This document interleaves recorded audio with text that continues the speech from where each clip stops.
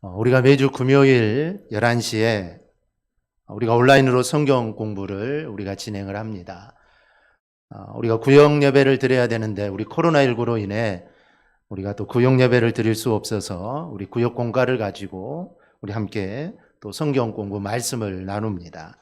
우리 지지난주 금요 성경 공부 시간에 하나님을 알지 못한 다른 세대라는 그 제목으로 우리가 함께 말씀을 나누었습니다.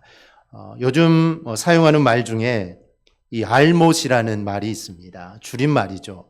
이 말은 알지 못하다라는 말의 줄임말입니다. 그래서 무엇을 잘 알지 못하는 사람들을 지칭할 때 주로 사용합니다. 예를 들어서 법알못 하면 법을 잘 알지 못하는 사람을 지칭할 때 이렇게 씁니다. 그런데 이 말 중에 하알못이라는 말이 있습니다. 이 말의 뜻은 하나님을 알지 못하는 사람입니다. 우리는 우리와 우리 다음 세대, 즉 우리 자녀 세대가 만약에 하알못으로 살고 있지 않은지 우리는 늘 내 자신을 살펴봐야 합니다. 그렇다면 이거는 어찌 보면 정말 심각한 문제입니다. 내가 다른 것을 잘 알지 못하고 살면 약간의 불편함이 있을 수 있습니다. 이 법을 잘 알지 못한다고 해서 내 인생이 실패하는 것은 아닙니다. 좀 불편할 수가 있습니다. 그런데 하나님을 모르고 살아간다면 그 인생은 올바른 신앙도 가질 수 없고 하나님의 뜻대로 살아갈 수가 없습니다. 그러면 그 인생은 실패한 인생입니다. 출애굽한 이스라엘 백성들은 광야를 지나 정말 우여곡절 끝에 이 가나안에 도착을 하게 됩니다. 그리고 가나안의 족속들을 무력으로 다 몰아내고 그 땅을 이스라엘 지파들이 다 분배를 받게 됩니다. 그리고 그들은 여호수아가 살아있는 동안에는 하나님을 잘 섬기고 살았습니다. 왜냐하면 여호수아가 나와 내 집은 오직 여호와만 섬기겠다. 그럼 너희들은 어떻게 하겠느냐? 살아있는 모든 사람들은 우리가 다 여호와를 섬기겠다라고 그들이 고백을 했습니다. 그래서 그들은 여호수아가 살아있는 동안에는 하나님을 잘 섬겼습니다. 그런데 문제는 여호수아가 죽고 난 후가 문제였습니다. 다음 세대 이스라엘들은 하나님을 떠나 가나안의 우상을 섬기게 됩니다. 그런데 그들이 하나님을 떠나 우상을 섬기게 된 것은 그들이 살아계신 하나님을 알지 못했기 때문입니다. 사사기 2장 10절을 보면 이런 말씀이 나옵니다. 그 세대의 사람도 다 그 조상들에게로 돌아갔고 그 후에 일어난 다른 세대는 여호와를 알지 못하며 여호와께서 이스라엘을 위하여 행하신 일도 알지 못하였더라. 여기 보면 알지 못했다는 말이 두 번 나오는데 이 알다라는 말은 야다라는 단어입니다. 그런데 이 야다는 경험적인 알을 표현할 때 사용되는 단어입니다. 즉 그냥 귀로 들어서 내가 귀로 들어서 아는 것이 아니라 내가 직접 손으로 무엇을 만져본다거나 아니면 내가 실제적인 경험을 해서 내가 알게 되는 것을 이 말하는 단어입니다. 그런데 여기에 절대 부정을 나타내는 이 로라는 히브리어를 사용함으로써 그들이 여호와에 대한 무지, 즉 여호와에 대한 알지 못함이 얼마나 크고 깊었는지를 잘 보여주고 있습니다. 아마 그들은 부모로부터 하나님이 어떤 분이신가를 들었을 겁니다. 홍해를 건너고 요단강을 건넌 일, 광야에서 만나와 메추라기로 먹여주시고 반석을 쳐서 샘물이 솟아났던 일들, 그리고 가나안을 어떻게 정복했는지 이러한 일들을 그들은 자녀들에게 알려줬을 것이고 그들은 잘 들었을 겁니다. 그래서 그들은 하나님이 어떤 분인지 알고 있습니다. 그런데 다음 세대가 하나님을 알지 못하는, 즉 하나님에 대해 살아있는 신앙을 가지지 못한 세대가 될 수밖에 없었던 이유가 무엇일까요? 그것은 바로 자녀들로 하여금 이 살아계신 하나님을 경험하도록 하지 못했다는 것입니다. 즉 말로는 잘 알려주었습니다. 하나님이 어떤 분이고 하나님이 어떤 일을 행하셨고 잘 알려주었는데 자녀들은 하나님을 경험하지 못했다는 것이죠. 즉 홍해가 갈라지는 일을 경험하지 못한 겁니다. 요단강이 갈라지고 만나가 내리고 메추라기가 내리고 구름기둥 불기둥 이걸 경험하지 못한 겁니다. 그들은 경험할 수 없겠죠. 하나님이 그런 일들을 다시 베풀어 주시지는 않습니다. 그런데 그들 나름대로라도 하나님을 경험했어야 합니다. 그리고 부모들은 그들이 하나님을 경험할 수 있도록 잘 해주어야 되는데 그들은 그걸 해주지 못하고 그냥 말로만 하나님을 알려주었다는 것이죠. 사람은 필연적으로 다음 세대에 무언가를 유산으로 남겨주게 되어 있습니다. 부자들은 아마 큰 재산을 유산으로 남겨줄 것이고 가난하면 또 이 가난이라는 것을 유산으로 남겨줄 겁니다. 그래서 무언가를 유산으로 남겨줍니다. 그런데 다음 세대가 무엇을 유산으로 받느냐에 따라 다음 세대의 운명이 결정되는 경우가 많습니다. 그러한 의미에서 현 세대의 중요성은 매우 큽니다. 그렇다면 여러분은 다음 세대를 위해 과연 무엇을 남겨주시겠습니까? 우리는 우리의 다음 세대가 하나님의 복을 받아 누릴 수 있도록 정말 바른 요와 신앙을 우리의 자녀들에게 물려주어야 합니다. 그렇다면 우리는 무엇으로 이를 행해야 할까요? 즉 무엇으로 우리의 자녀들에게 하나님을 알려주고 또 무엇으로 우리 자녀들이 하나님이 어떤 분인가를 경험할 수 있도록 우리가 해야 합니까? 저는 예배라고 생각을 합니다. 예배를 통해 하나님 말씀을 듣습니다. 하나님 말씀을 통해 사랑하라. 이제 우리가 하나의 예를 든다면 하나님 말씀이 사랑하라라는 것을 말씀을 통해 듣게 될 겁니다. 그러면 그 말씀을 이제 삶으로 실천을 하게 될 겁니다. 그래서 이웃을 사랑하게 되고 부모를 사랑하고 원수와 같은 사람들도 사랑하게 될 겁니다. 그런 과정을 통해 하나님을 경험하게 되는 겁니다. 시작은 예배입니다. 예배가 무너지면 다 무너지게 됩니다. 그러므로 우리의 자녀들을 예배하는 자로 세워야 하는 것입니다. 우리 코로나19 상황에서 정말 많은 교회들이 정말 이 예배를 정말 목숨처럼 여기고 정말 어떠한 일이 있어도 우리가 예배만은 좀 드려야겠다. 그래서 정부에도 요구도 하고 이런 일들을 하는 이유는 예배가 시작이고 예배가 기초기 때문입니다. 한 주 예배 안 드리고 2주, 한 달, 2달 예배 안 드리면 어떻게 되겠습니까?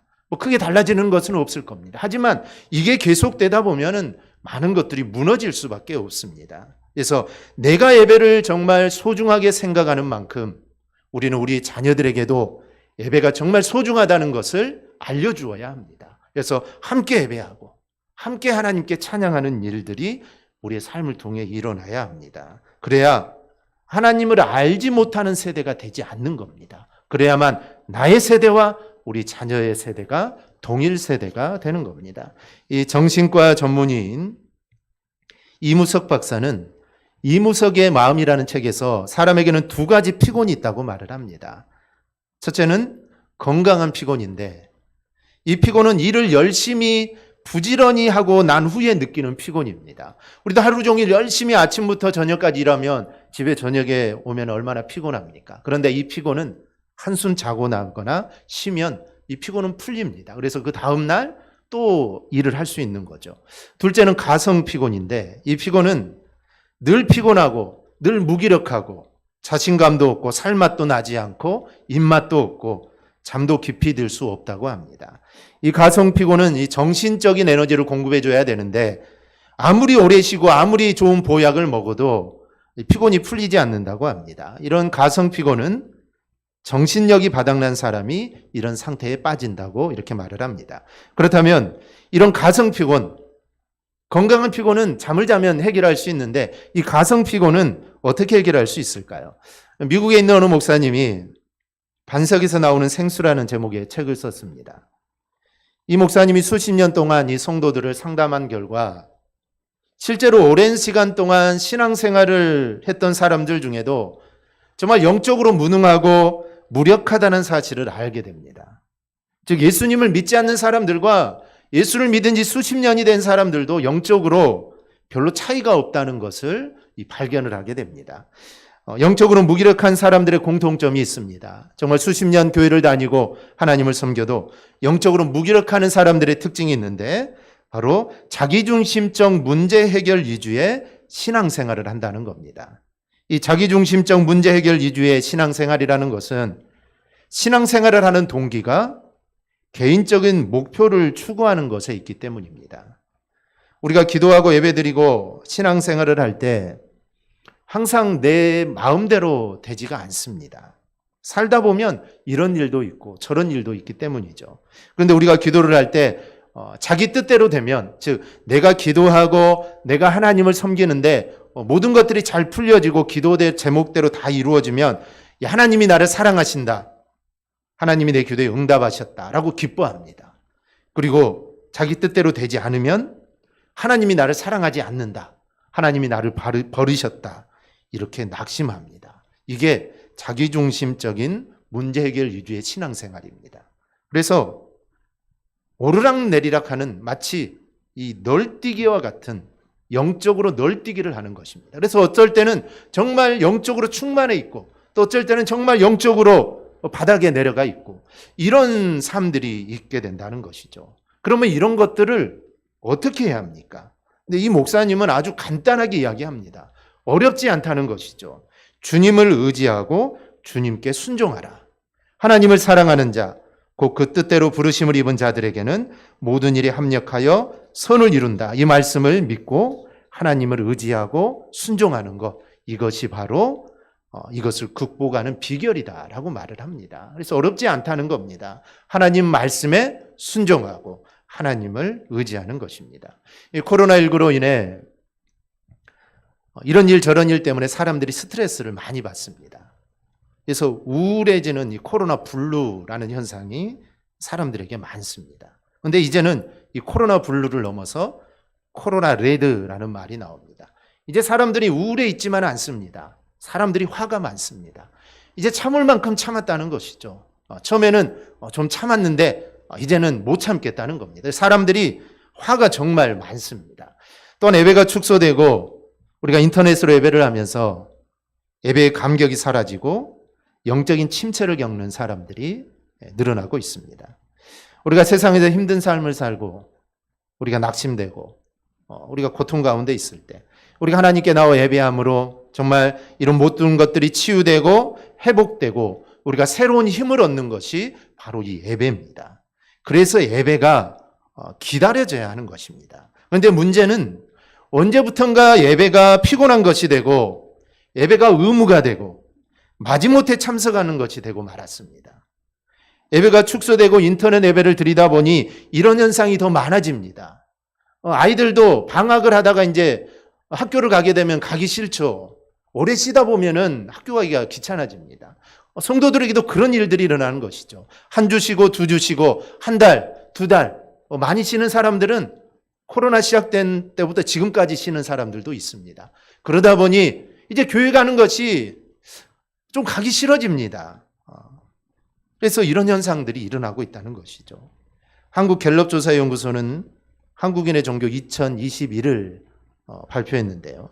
이 조사에 따르면 나는 종교가 없다라는 사람이 60%로 나타납니다.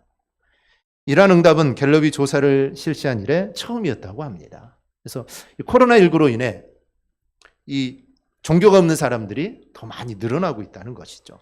이 조사를 보면 개신교인 57%가 요즘 일주일에 한 번 이상 교회 간다라고 대답을 했고 42%가 일주일에 한 번 이상 성경을 읽는다.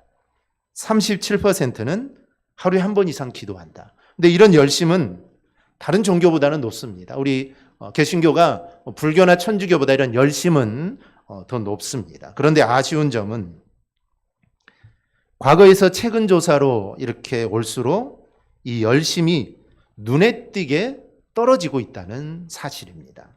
매주 교회 간다. 이 비율이 이제 1984년부터 조사를 했는데 5년 단위로 끊어보면 처음에는 62%, 이게 올라갑니다. 73%, 72%, 72%, 그리고 5년 전에는 80%였는데 올해는 57%밖에 되지 않습니다. 기도도 성경 읽기도 마찬가지입니다. 계속 올라가다가 5년 전에는 56%였는데 올해는 42%입니다. 기도도 5년 전에는 52%였는데 올해는 37% 뚝 떨어집니다.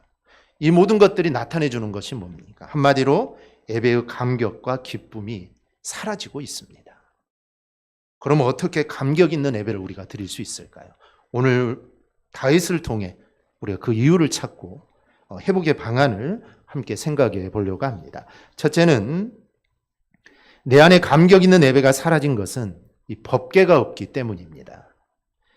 많은 사람들이 예수를 처음 믿을 때 정말 예배 시간이 기다려지고 교회 가는 시간이 기다려졌습니다. 그리고 예배를 통해 은혜를 받고 또 새로운 힘들을 받습니다.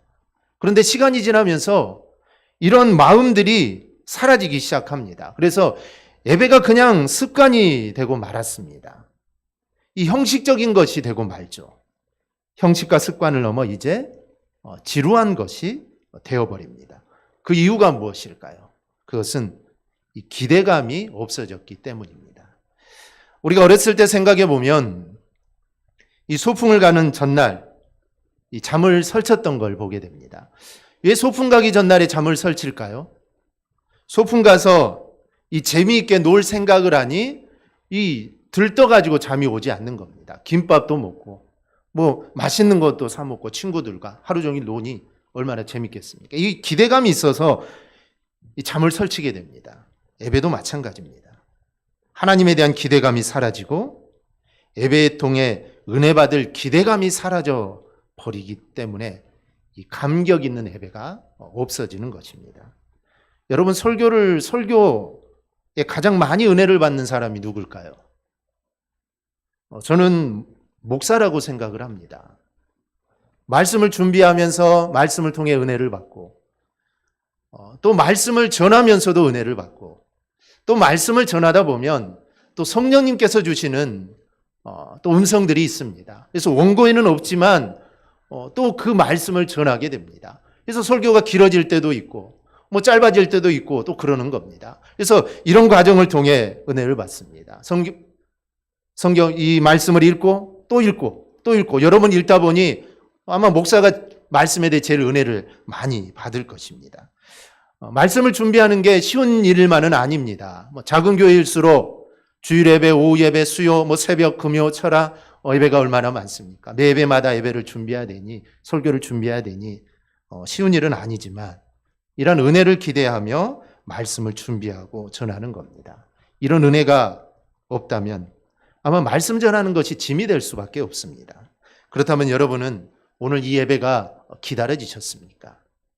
이 예배를 통해 하나님을 만날 이 기대감이 있습니까? 그리고 말씀에 대한 이 사모함을 가지고 이 시간 이 자리에 나오셨습니까? 하나님에 대한 기대, 또 말씀에 대한 기대, 예배에 대한 기대가 여러분 가운데 회복되기를 소망합니다. 우리는 그 예를 엘리 선지자 시대와 다윗 왕을 통해 이 비교해 보면 쉽게 알 수가 있습니다. 엘리 선지자 시절에 블레셋과의 전투를 하는데 전쟁에서 집니다.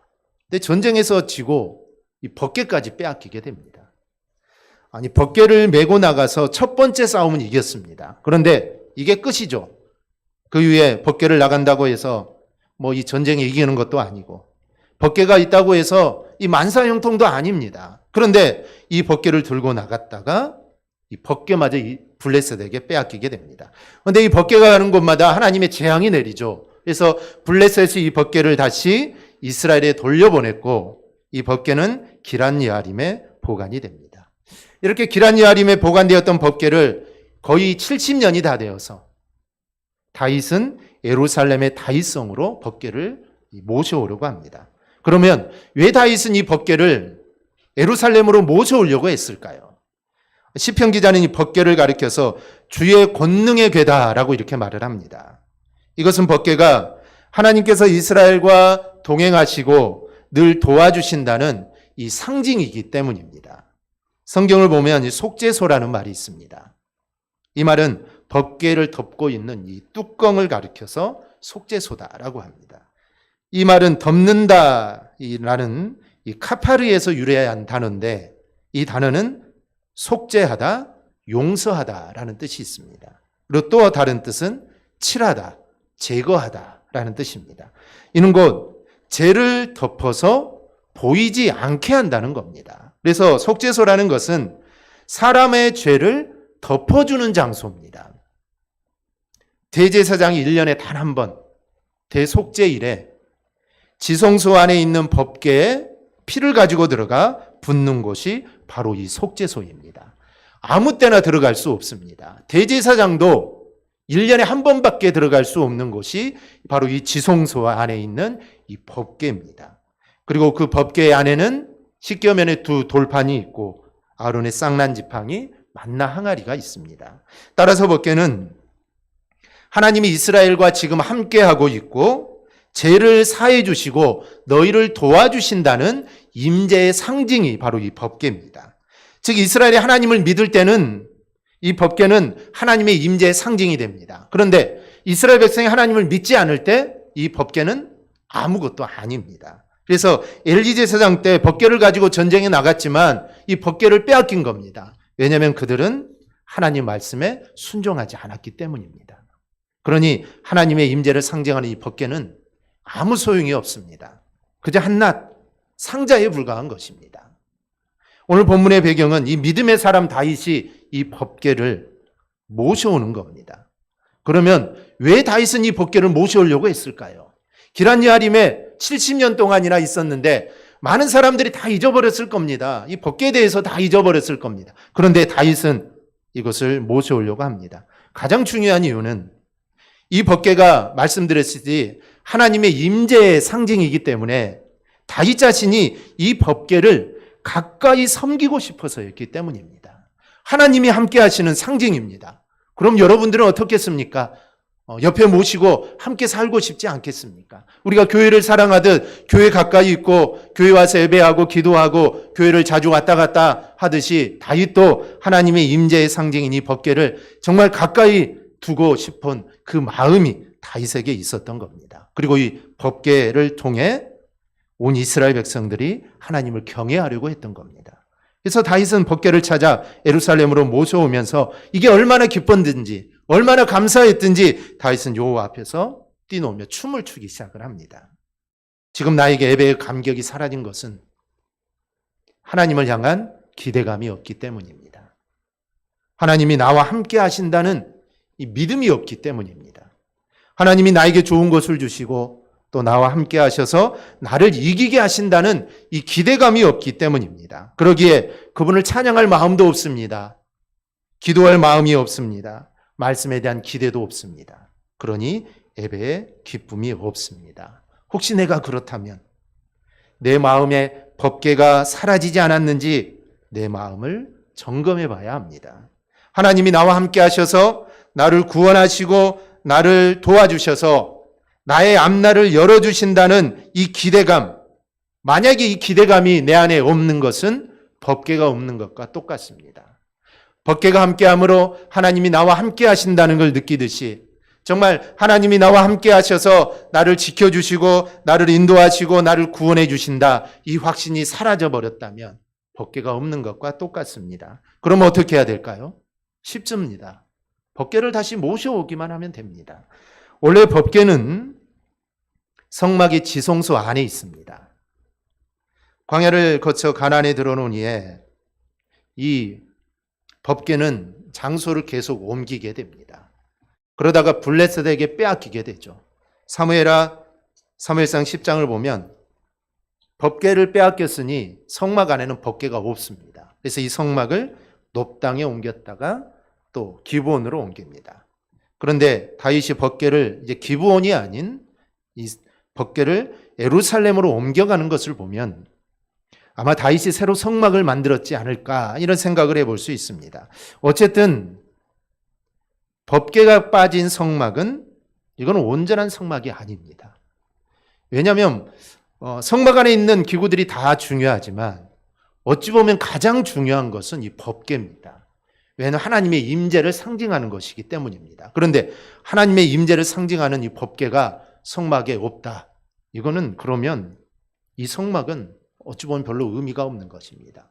오늘날로 생각해 본다면 우리가 건물을 짓고 교회를 짓지만 이 교회 안에 하나님이 없다면, 이 교회 안에 하나님의 마음이 없고 하나님의 눈이 없고 하나님이 교회와 함께하지 않는다면 이 교회는 하나의 건물에 지나지 않습니다. 마찬가지죠. 성막이 있는데 법궤가 없다. 이거는 별로 의미가 없는 것입니다. 이것을 알았기에 다윗은 이 법궤를 지금 모셔오는 것입니다. 여러분, 하나님의 임재의 상징이고 대속죄일이 되면 이 지성소에 들어가서 법궤의 뚜껑인 속죄소에 피를 뿌림으로 이 사죄의 확신을 받는데, 그런데 이것을 지금 할 수가 없습니다. 이 예식을 거행할 수가 없죠. 법궤가 없으니 할 수가 없습니다. 그러니 제사를 드려도 이거는 제사 같을 리가 없습니다. 구약의 제사는 죄사함입니다. 구약의 제사는 죄를 사함받는 것입니다. 그런데 지금 그 일을 할 수 없으니 이거는 제사를 드려도 제사 같을 리가 없습니다. 우리가 지금 예배를 드리면서 찬양대도 하지 말라. 하려면 혼자 찬양만 해라. 찬양도 크게 하지 마라. 침 튀긴다. 통성기도도 하지 말라. 식사도 하지 말라.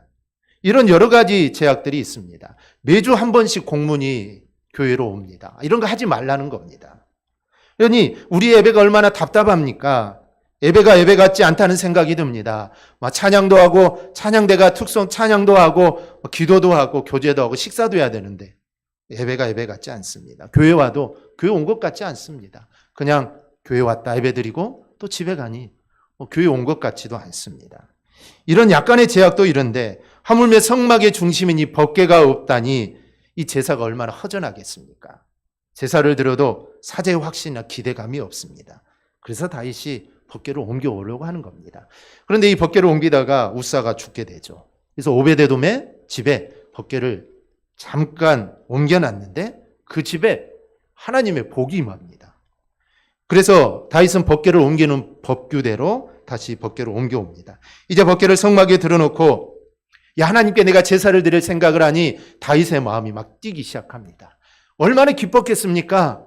지금까지 성막에 법궤가 없어서 하나님께 제사도 제대로 드리지 못했는데 이제 법궤가 오고 있으니 얼마나 기쁩니까? 그래서 다윗은 나가서 춤을 춥니다. 보면 14절을 보면 힘을 다하여 춤을 추었다라고 합니다. 이 춤을 추다라는 말은 원어의 의미는 빙빙 돌다라는 것입니다. 마치 팽이처럼 다윗은 빙빙 돌았습니다. 얼마나 좋으면 돌겠습니까? 그리고 분사형입니다. 한 번 끝나는 것이 아니라 계속 돕니다. 다윗은 너무 기뻐서 빙빙 돌면서 춤을 춥니다. 그것도 힘을 다하여 빙빙 돌며 춤을 춥니다.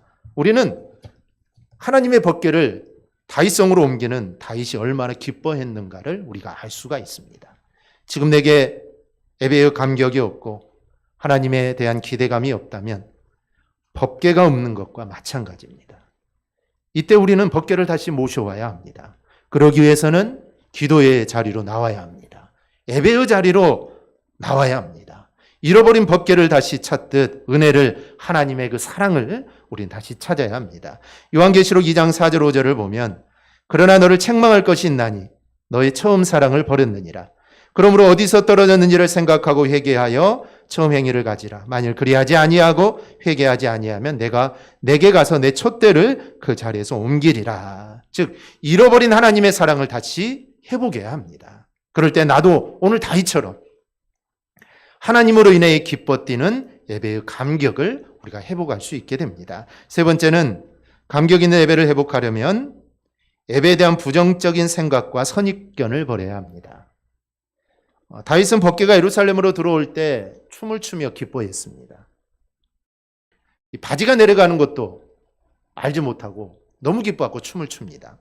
아마도 성경에 나타난 다윗의 모습 중에 가장 기뻐하는 모습일 겁니다. 그런데 이것을 비웃는 사람이 있었는데 바로 미갈입니다. 미갈은 사울의 딸이자 다윗의 부인입니다.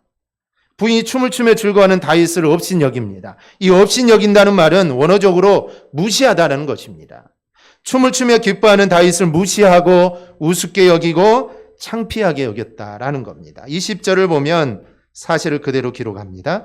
다윗이 자기의 가족에게 축복하러 돌아오매 사울의 딸 미갈이 나와서 다윗을 맞으며 이르되 이스라엘 왕이 오늘 어떻게 영화로우신지 방탕한 자가 염치 없이 자기의 몸을 드러내는 것처럼 오늘 그의 친복의 계집종의 눈앞에서 몸을 드러내셨도다. 왕이 창피한 줄도 모르고 속살이 보일 정도로 그게 뭐하는 일이냐라고 책망을 하는 겁니다. 그녀는 하나님보다 왕의 권위에 더 관심이 있었던 겁니다. 우리 가운데도 이런 분들이 있습니다. 예배가 뭐 그리 즐겁고 기뻐서 웃냐고, 뭐 그리 감사하다고 눈물을 흘리냐고, 예배가 뭐 그리 중요하냐고, 예배 꼭 드려야 하냐고.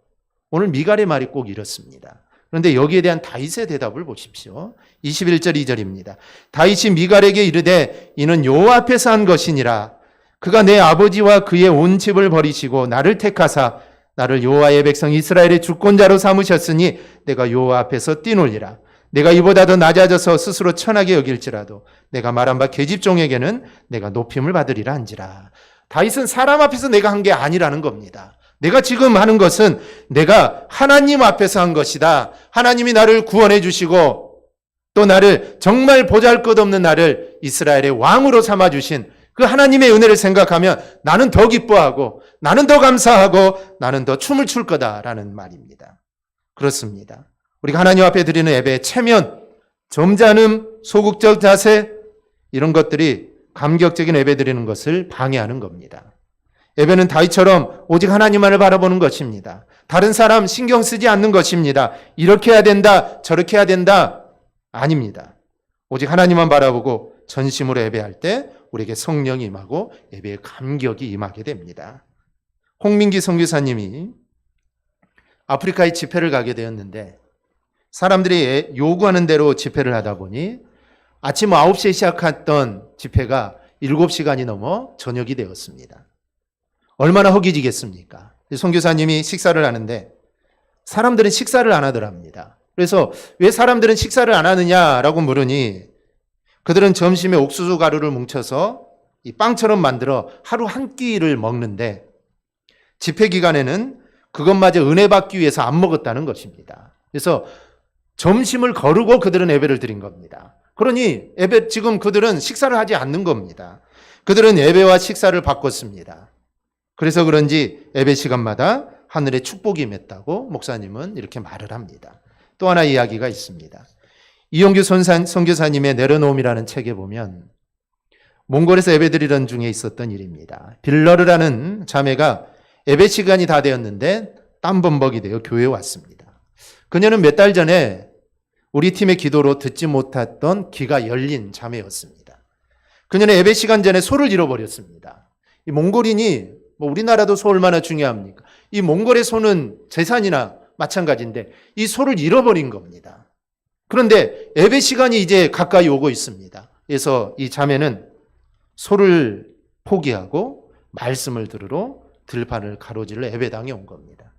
그때 선교사님은 하나님께 그녀가 소가 아닌 예배를 선택한 믿음의 결단이 부끄럽지 않게 해달라고 소를 찾을 수 있게 해달라고 기도를 했습니다. 그런데 우리가 예배를 마치자마자 밖에서 소 울음소리가 들렸습니다. 놀랍게도 그녀가 잃어버렸던 소가 집으로 간 것이 아니라 예배 처소인 이 교회로 먼저 온 겁니다. 그래서 이 소녀는 소가 아닌 예배를 선택하여서 예배의 기쁨과 소, 이 두 가지를 얻게 된 겁니다. 그렇다면 지금 나의 예배는 어떻습니까? 나의 예배는 이 예배의 감격이 있습니까? 우리 모두가 예배의 감격을 정말 회복할 수 있기를 소망합니다. 오늘 다윗처럼 정말 얼마나 이 예배에 대한 기쁨이 있었으면 다윗은 왕이었음에도 불구하고 그는 춤을 춥니다. 바지가 드러나서 내려가서 속살이 드러나도 그거 꺼리지 않고 춤을 춥니다. 얼마나 예배의 감격, 이제 하나님께 예배하고 이 속죄 은혜가 나에게 임할 것을 생각하니 얼마나 기뻤으면 다윗이 그렇게 했겠습니까? 우리 안에도 이런 예배의 감격이 회복되기를 소망합니다. 예배의 감격이 회복되면 우리 안에 참된 기쁨이 있습니다. 예배를 드릴 때 기쁨이 있고 예배를 1시간 드리고 아니면 2시간 드리고 그럴 일은 없지만 3시간, 4시간 정말 계속해서 예배를 드린다고 할지라도 나에게는 기쁨이 있을 겁니다. 예배의 감격이 회복되지 않으면 예배 1시간이 지겨울 수밖에 없고 이 1시간은 언제 끝나나? 설교는 언제 끝날까? 이런 생각밖에 들지 않을 겁니다. 하지만 예배의 감격이 회복되면 우리 안에 참 기쁨이 임합니다. 그래서 우리 모두 예배의 감격을 회복함으로 그리스도인으로서 참된 기쁨을 누리는 저와 여러분이 꼭 될 수 있기를 주님의 이름으로 축원합니다. 아멘. 기도하겠습니다.